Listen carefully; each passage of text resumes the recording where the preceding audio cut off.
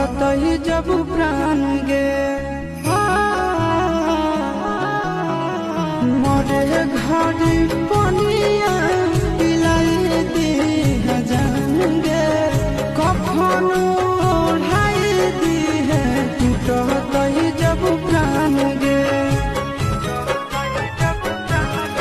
हगे हमारा से तोरा जाती प्यार होता भेट साथ छात कर लगे